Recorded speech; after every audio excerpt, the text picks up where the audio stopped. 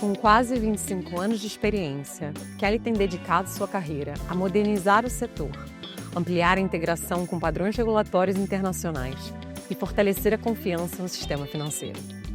As habilidades de liderança são inúmeras que você tem que todos os dias se adaptar, né? Com o seu público, com a conexão que você quer ter com a sua equipe. Mas eu acho que a empatia e conhecer o que você faz e saber das dificuldades de quem faz é essencial. No episódio, Kelly vai compartilhar sua visão sobre como revitalizar o sistema de comércio exterior a partir de um modelo de liderança que aposta na autorregulação e no engajamento da sociedade. Sua experiência em alinhar inovação, governança e padrões internacionais faz dela uma voz fundamental para refletir sobre o futuro das transações globais no Brasil e no mundo. Sejam bem-vindos a mais um episódio aqui do Finance of Tomorrow podcast. Eu tenho ninguém mais que a Kelly, presidente da Abracan. Kelly, seja muito bem-vinda. Muito obrigada, Bianca. A Kelly acabou de arrasar, conduzindo um painel falando dos maiores tópicos e cutucou, devidamente cutucada, normativas, tecnologia e o futuro. Mas, Kelly, a gente gosta de começar aqui no podcast um pouquinho contando com você. Você está nesse mercado, você está na Abracan tem quantos anos já? 24 anos. O que te fez entrar no mercado? E esse mercado já mudou imensamente. Mas o que te fez entrar no mercado financeiro? Olha, História de vida. eu trabalhava no setor de autopeças automobilísticas e sempre tive o desejo de estar no mercado financeiro. E o mercado financeiro, eu falo que eu desejei alto demais, porque alto demais porque já era um mercado extremamente masculino, né? Setor de autopeças de automobilismo. Sim. E financeiro já é um setor masculino. E aí eu fiquei no câmbio, né? Mais nichado não poderia ser. Não. E quando eu chego no mercado financeiro, que até então era só um desejo de estar no mercado financeiro, não sabia que era numa instituição que representaria um segmento como um todo, eu cheguei com o objetivo, naquele momento 6 corretoras gostariam todas aquelas mudanças, né? Imagina, 25 anos atrás achava que tudo estava mudando, imagina agora, né? Exato. De fundar de câmbio. Exatamente. Corretoras de câmbio querendo fundar uma instituição que as representasse exclusivamente. Já tinha outras associações que representavam instituições de câmbio, entretanto, não exclusivamente corretoras de câmbio. Hoje, com a evolução do nosso mercado, a Abracan representa todas as instituições de câmbio do país, do S1 ao S5. Então, nós temos desde os principais bancos, as corretoras, distribuidoras, bancos de câmbio, bancos múltiplos e governamentais, privados. Mas, voltando então só na minha chegada, então era para a gente trazer uma instituição que representasse o segmento. Sim. E desde então eu participo da estruturação dela e é um desafio. Eu falo que quem chega no câmbio nunca mais consegue se livrar dele, é viciante. Jura? Ok. E conta um pouquinho dessa história do viciante agora, 25 anos depois, uma mudança absurda, todos os players do mercado, interseção no mercado tecnológico.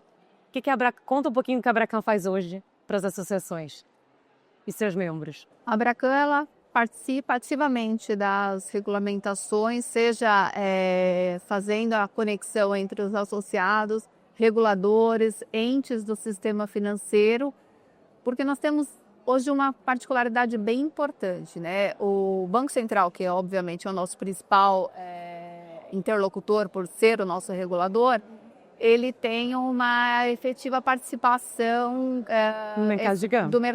do mercado de câmbio, não, com o mercado privado. Então, ele busca no mercado a participação do segmento para que haja vamos dizer, esse equilíbrio. Eu acabei de falar ali a palavra expectativa versus realidade, né? Total. Então, E conta um pouquinho pra gente o que você falou disso, desse equilíbrio depois. Justamente por isso. A participação público-privado se refere ao Banco Central, no caso, sobre matérias de normatização, é muito importante através das consultas públicas, né? Então, o Banco Central vai ao mercado, emite as consultas e espera a contribuição de todo o segmento, enfim, todo cidadão, inclusive, pode participar. E com isso ele consegue parametrizar muito bem essa entonação que pode ser dado no momento da redação das resoluções, dos comunicados, enfim, depende do instrumento que vai ser emitido ali. Isso é muito importante, porque o mercado consegue trazer, com a sua experiência, as demandas, as necessidades, as fragilidades, e o Banco Central coleta isso de forma muito responsável, sentando, obviamente, dado todas as limitações, afinal de contas ele é o regulador, mas trazendo as respostas que são esperadas. E aí, nesse trabalho da associação, me conta um pouquinho, assim, um momento que foi um marco da sua carreira. Várias vezes interlocutando, a gente vai chegar nos assuntos de agora, mas me dá um momento que você falou assim, nossa, esse marco, seja ali no mercado de câmbio, no mercado que você atua. Conta um pouquinho. Acho que tem diversos momentos que a gente pode citar que foram impactantes para mim, por diversas razões, né? Então, por exemplo, o mercado de câmbio é um mercado extremamente saudoso, com mais de 100 anos de história, né? Sim. E agora, recentemente, nós tivemos a edição da 14286, que foi o copia, passa a limpo, transcreve e vamos fazer uma coisa só. Mais de 40 instrumentos resumidos ali, onde a gente pôde fazer. Então, teve um momento de fazer o passar a limpo, né? Que eu falo de tudo que a gente vinha entendendo ali que precisavam de atualizações, de modernizações, a gente conseguiu trazer nesse instrumento. Isso foi impactante para o mercado, porque foi a forma de a gente consultar todo o segmento para entender o que era importante. Embora pode ter parecido, né, para quem viu o resultado, nossa, mas foi o trabalho. O Damaso falou no evento que comemorou os 500 dias da lei cambial, o Damaso falou, foram quase 10 anos de trabalho, né? Para comemorar. Então, de fato, aquilo para a gente foi recebido com muita expectativa. Agora, sob o ponto de vista da minha carreira, da minha vida profissional, foi o momento onde a gente faz a mudança do formato de governança da Bractor. Até então, ela era gerida por membros do mercado, que chamava-se então diretoria, e a gente faz uma transposição para ter um modelo de governança independente, de governança executiva, direção executiva mesmo. E naquele momento eu estava diretora, eu fiz carreira na Bracan, eu entrei como assessora de diretoria, passei para superintendente assumia a posição de diretora e naquele momento estava diretora e buscando uma pessoa que pudesse dar posição, né, fazer luz daquela posição que a gente vinha transitando como um modelo de governança bastante saudável. Porque, embora a Bracan é uma associação relativamente jovem, né, se for comparar com as demais, que já estão no mercado há muitos anos mais, mas a gente tem um modelo de governança extremamente moderno, que é a gestão independente. Agora você tem até outras instituições tomando como base e multiplicando esse modelo, que para a gente é muito bacana, porque a gente vê que funciona e assim e a gente conversa muito com todas as associações, nós somos parceiros, não existe competição entre nós, a ideia é representar um segmento de forma robusta e hoje a gente tem condição de ter acordos de cooperação técnicas com entes do governo, com reguladores, com parcerias com Polícia Federal, Polícia Civil, no sentido de você trazer a robustez do mercado, de você trazer um mercado sólido, e isso de forma muito independente, porque para sentar, para conversar com o regulador, com órgãos do governo, é preciso ter a neutralidade. Total. Então, é muito difícil você estabelecer uma conversa neutra se você não tiver pessoas que são neutras dentro do processo, né? Então, veja, o Banco Central mesmo, quando eles nos procuram, ou nós procuramos eles para conversar, a gente conversa sobre operações, a gente conversa sobre o mercado. Então, você imagina se estivesse eu representando uma instituição, Sim. essa conversa seria um pouco mais difícil, porque Totalmente não neutra. daria Não alguns conivente, conflitos, né, alguns pra conflitos de fomentar. interesse que ela não poderia ser tão fluida como geralmente ela é. E quando você olha que a gente está aqui no Finance of Tomorrow criando exatamente isso, esse lugar de neutralidade, esse lugar de interoperabilidade de conversa, porque a gente sabe que o digital e o financeiro não sabe barreira. Ele não sabe quem é a associação, quem é o Banco Central, ele só existe. Quando você olha hoje, o que te anima no mercado? Caso de uso, o que está acontecendo? Dá um pouquinho de spoiler para a galera que não trabalha na área de FX e de câmbio e entende a dificuldade e a oportunidade que estamos no dia de hoje. O reinventar, o transfronteiriço, o disruptivo, são palavras que até ontem elas eram pouco usadas, né? Justo. Mas hoje elas são fundamentais e essenciais. Então, o mercado de câmbio, a forma de você fazer remessas, né? Quando eu cheguei nesse mercado, muitas pessoas falavam: nossa, não sei, daqui 5, 3, 4, 2 anos o câmbio vai deixar de existir. Ah, porque a moeda, ela deixa de ser necessária a conversão por conta da tecnologia. Isso eram todas as aspirações, As histórias né, que falavam. que vinham, que eu falava assim, mas peraí. muda a forma, né? A necessidade Continua. de fazer a operação do como, ela é essencial, ela é presente no dia a dia, né? Então, hoje em dia, antigamente, para você comprar um remédio, você precisava ir até o regulador, que era quem detinha da condição, para pedir autorização, se pode ou se não pode. Para comprar moeda em espécie para viajar, era um limite muito baixo e tinha que você justificar que, de fato, aquilo era uma operação que era necessária. Então, hoje, com o celular na mão, hoje as pessoas conseguem fazer remessas para qualquer lugar do mundo. Num estalar de dedos você consegue, e você tem instituições que estão por trás dessa operação, dando condição para que a sua experiência como cliente seja incrível, mas sem abrir mão das necessidades regulamentares e principalmente segurança, né? É um pilar que a gente trabalha efetivamente 24/7 na Abracan, é PLD CFTP, porque num curto passado nós tivemos, enquanto país, muitos problemas e se deram a respeito de controles não efetivos e adequados, mas que nós evoluímos muito. Então, o selo de conformidade é um exemplo. Vamos falar disso. Conta aí, a Abracan, ano passado, lançou o selo de conformidade. Nós lançamos em 2020, no meio da pandemia. Como é que eu acho que foi ano passado, gente? Porque depois da pandemia... Mas eu lembro que teve um evento, foi isso? Foi. Teve um evento. Ah, então foi isso. Me conta um pouquinho do selo da conformidade. O que é, como funciona, qual que é o intuito? Nós fizemos um mapeamento de mercado para entender as principais fragilidades. Okay. E não bastava, eu costumo dizer que pior do que ter é pensar que não tem. Justo. Né? A ignorância Então, é perigosa. Temos problemas, sim, temos problemas. Claro. E este momento foi logo que eu assumi a presidência. E já assumiu encarando os problemas. Peraí, tem aqui. Não, e esse era um ponto que eu sabia que a matéria tinha que ser cuidada e não haveria condição de ir adiante sem que a gente tratasse ponto a ponto. E muitas vezes, tratar ponto a ponto é cortar na carne, né? E não dá para ser diferente. Não. E aí foi então que a gente buscou o Banco Central e falou, veja, a gente tem uma série de pleitos aqui para fazer, o segmento precisa evoluir, o segmento precisa crescer, precisamos de novos limites, precisamos de conta corrente moeda estrangeira, precisamos aumentar o limite. Tá bom, tudo bem, sabemos, temos muito a melhorar, e é disso que nós viemos falar aqui.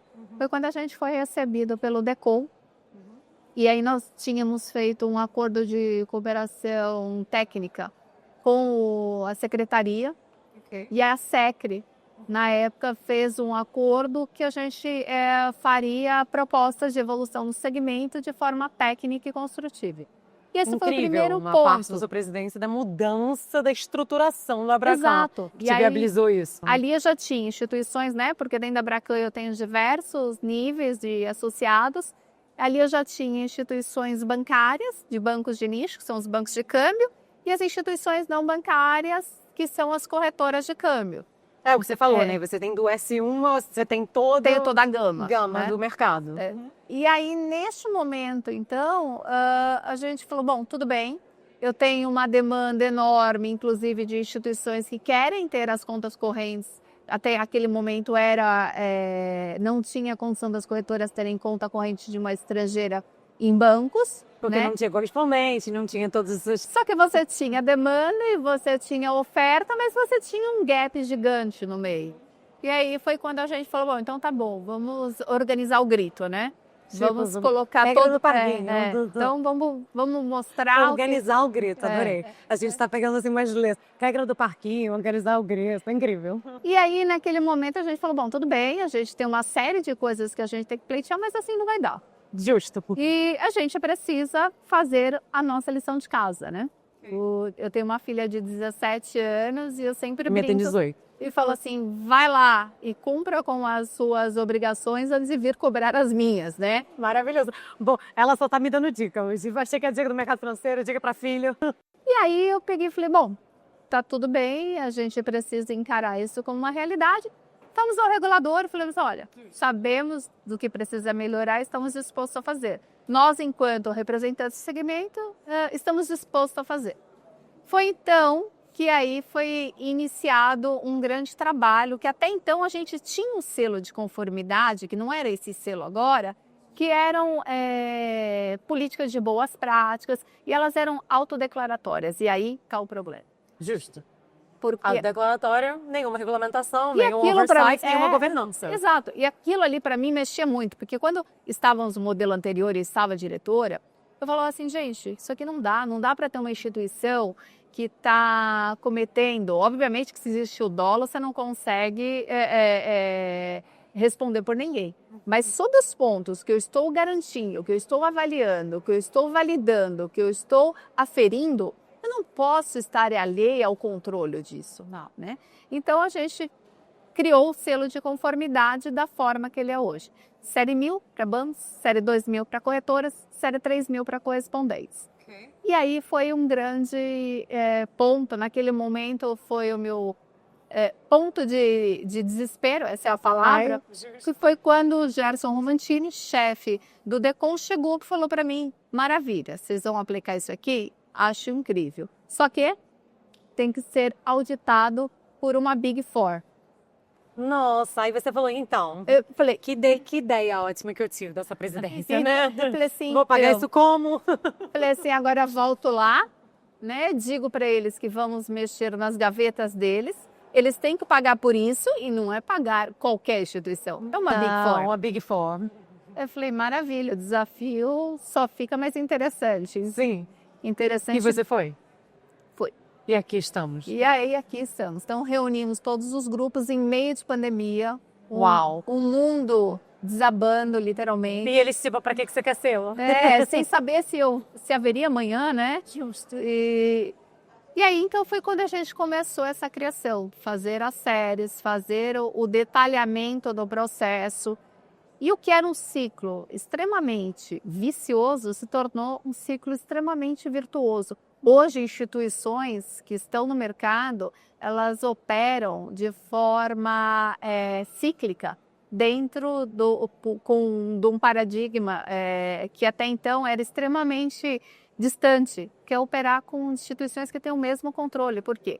Quando uma Big Four vai avaliar uma instituição, ela avalia ela pelo porte dela como um todo. Não ela para ela, ela de um todo. E aí, quando ela vai fazer isso anualmente, e a gente se comprometeu isso com o regulador, de subir, a gente fala de subir a régua, todos os anos, então a gente costuma dizer que a nota, aliás, tem esse ponto também, né? A nota mínima é 9 para você obter o selo. A presidente organizou o grito, botou todo mundo na caixinha e falou que você só pode tirar 9. E aí, e você ainda tá aqui. Não, mas não foi esse céu de brigadeiro, não. Não. Teve movimentos contrários, Justo. Teve muita gente eu imagino. Favorável, mas teve gente contra, né? Como naturalmente qualquer mudança, o ser humano é resistente à mudança naturalmente, né? Sim. E então naquele momento a gente foi trazendo uma série de afirmações que era o caminho certo. Então depois daquilo a gente tinha 12, 13 anos de uma luta para que as corretoras pudessem ter conta corrente em moeda estrangeira, e elas foram, houve a autorização por parte do Banco Central, nós alteramos a lei no Congresso, entretanto o Banco Central precisava regulamentar. Saiu a regulamentação, o Banco Central foi sentindo essa evolução, todos os representantes, diretoras, na época o Maurício estava diretor da Direc, depois veio a diretora Carolina e hoje está a diretora Isabela, todos eles presentes nos eventos da Abracan. Nós temos o Compliance and Business Day, que acontece todos os anos. Nossa convidada, Abril. Será um prazer. E lá eles podem nos dar esse feedback do que o mercado vem evoluindo. Então veja, falando em número, uma questão contra fatos e argumentos, né? Até pouco tempo, existia 624 milhões em multas para o segmento cambial. E aí, a gente... Nossa, não tinha ideia que era esse número de multas. Vem fazendo ordem de magnitude. A evolução do mecanismo, todo ano subindo, como a gente fala, levando a régua. E hoje a gente está falando um número infinitamente menor que esse. Claro, fazendo os dados, né, desse ano ainda não está fechado, mas os últimos que a gente tem são 42 milhões em multas. Uau. Obviamente que ninguém deseja um único real em multa, mas falando em evolução, é uma evolução. É, né? Uma incrível evolução. E uma incrível alocação de um dinheiro público, de um dinheiro que circula na economia, que hoje está aí para fazer muito mais. O que vem depois do selo? Aonde estão os nossos novos desafios, Kay? O selo, ele é vivo, né? Ele é um ser vivo, ele está sendo conectado. Ele é um processo operacional, né? Então, o que eu falei, é uma maneira de viver. A nossa forma hoje de trabalhar com selo tem sido bastante participativa e cooperativa com as demais instituições que representam os segmentos. Então, por exemplo, o nosso pilar de sustentação não é ser camisa 10, estar no time que ganha. E nesse ponto é o que faz fundamental importância para a gente, porque a gente não tem interesse nenhum em ter o instrumento individual e que penalize os nossos associados, e que penalize E o que significa penalizar? Veja, você imagina se cada uma das associações desejarem ter seu próprio selo. Nossa! Para o associado. A gente vai viver num mundo que a gente vive de várias outras coisas e denominações que não é interoperável. De burocracia. Ninguém não vale de nada, sem fundamento de objetivo. Então, assim, não pode se perder o objetivo. O objetivo é trazer um mercado robusto, sólido, sustentável. E o que a gente tem feito nesse momento? A gente tem feito acordos de parceria. Então, nós estamos utilizando desse mecanismo, fornecendo, sem nenhum custo, às demais instituições, para que a gente possa modular, cada uma das associações estão modulando dentro dos seus mercados. Por exemplo, nós recentemente recebemos a busca das instituições da BFintech, da CREF, que instituições que vêm com grande importância. A Febraban tem interesse por parte dos bancos, por exemplo, a BBC também de bancos. A gente tem uma série de bancos, porque é criar um segundo, um terceiro selo, se a gente pode ser convergente. Por exemplo, a BFintex, a gente vai ter uma série 4.000, que é para instituições de pagamento. A BFintex também teria interesse com seus associados? Total. Então, assim, o mercado precisa. Faz todo sentido. Então, vamos lá, vamos nos dar as mãos, vamos nos unir, vamos apresentar algo para o mercado que seja robusto e que traga crescimento. Então, é nesse momento que a gente está agora. E a novidade vem para as bets, né? Então, exato. Embora eu vim aqui, eu já estava aqui minha última conversa do futuro antes que ela tenha que sair correndo. As bets, embora não é um produto que seja diretamente ligado ao câmbio, sabemos que a grande parte da operação de bets é de câmbios. On and off ramps. Mas tem um pequeno e grande detalhe. Qual? Toda a operação que entra dentro do sistema financeiro, lembra, o sistema é cíclico. Em determinado momento, se a gente não tiver um controle, ela acaba contaminando o processo como um todo. Sim. E esse é o ponto. Nós fomos à SPA, Secretaria de Prêmios e Aposta do Ministério, fizemos novamente um acordo de cooperação técnica, que é de onde nasce todos os instrumentos. E nesse acordo de cooperação técnica, nós nos comprometemos a criar uma série voltada às bets, às instituições que operam as bets. E nesse momento, a gente buscará, dentro deste mercado, um alinhamento, tirar todas e quaisquer detalhes que não sejam, sob o ponto de vista regulatório, simétricos. Sim. E trazer uma isonomia. Pra trazer transparência. Transparência. Então, é nesse momento nós estamos. E que momento, né? Um momento pós-CPI, um momento que a gente está cansado de saber que não vai terminar isso. E tem várias... E fica nubeloso, né? Eu acho que o que você falou é trazer a transparência, trazer a governança, trazer a mudança. Então, se uma empresa de bet está lá, eles participam, como é que é essa integração técnica? Conta para mim onde é que a gente vai. Isso, não, na verdade, não é um ponto que deve ser colocado como uma burocracia,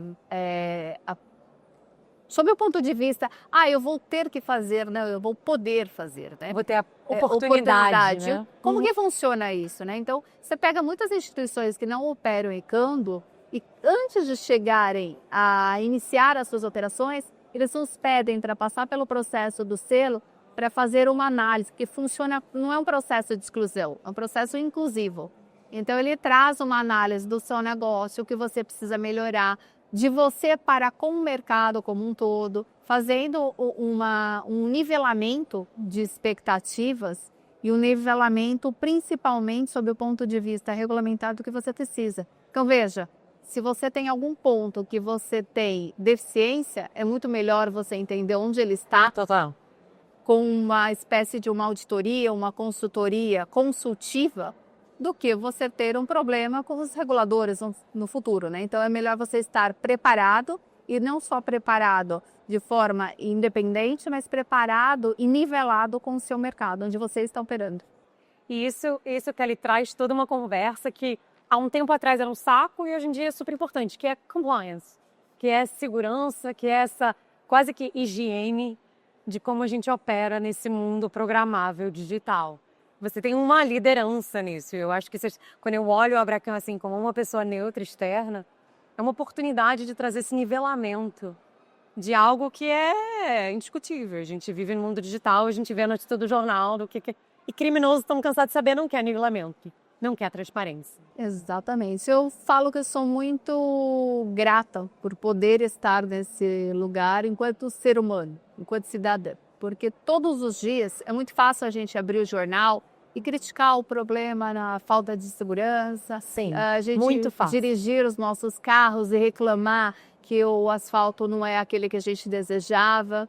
Só que por trás de tudo isso tem uma série de coisas que elas precisam ser vistas. Sim. E nós, né, que trabalhamos nesse segmento, temos a oportunidade de contribuir com os nossos 2 centavos diariamente. Então, todos os dias eu levanto e quero contribuir com meus 2 centavos, porque seria muito pior se eu estivesse reclamando só lá do meu mundo, sem poder fazer nada. Então, eu me sinto privilegiada e tenho obrigação porque quando você fala de crimes, como você fala de lavagem de dinheiro, porque assim, ninguém acorda para lavar dinheiro. Para você lavar dinheiro, tem que ter um crime anterior. Total. E aí, esse é o ponto. Tem intenção, tem tempo. Você tem que criar um sistema sólido, um sistema robusto, que esteja preparado para lidar com isso. E se eu já aprendi, se essa lição, se for na dor ou no amor, sim, né? Foi na dor.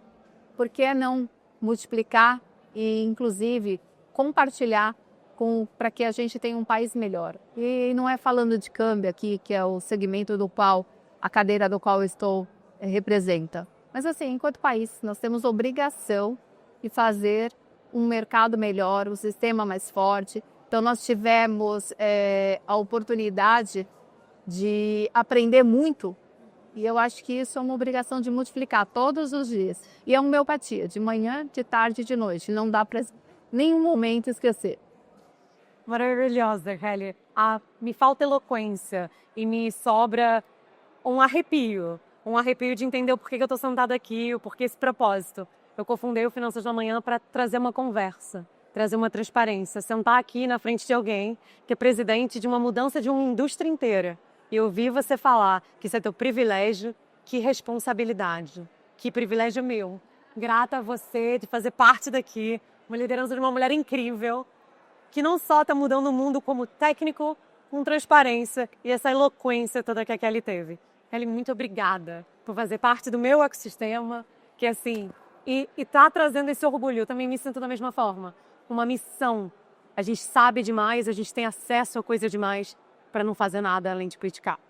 Todos os dias. Que a sua presidência dure muitos, muitos anos e você mude muito esse mercado. Muito obrigada por fazer parte do podcast. Que assim seja, que eu deixe pontes construídas para que possam seguir através delas. Você está criando um trilho inteiro. Gente, Kelly Massaro, muito obrigada.